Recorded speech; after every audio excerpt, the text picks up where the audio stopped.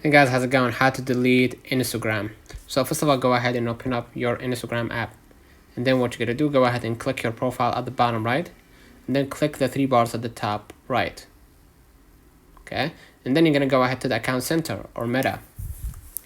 And then you're going to be able to see your password, your insecurity, right? And that will include all of the information about your password and everything. Go ahead to the personal details. And you're going to go ahead to the account ownership and control. Click on it, and then you're going to see deactivation or deletion. Click on it, and then select your Instagram or Facebook account. In my case, Instagram. And I'm going to select delete account. Continue, and enter your reason. Let's say concerned about my data. Hit continue. Enter your password, of course. And then they're going to verify with one last step. Okay.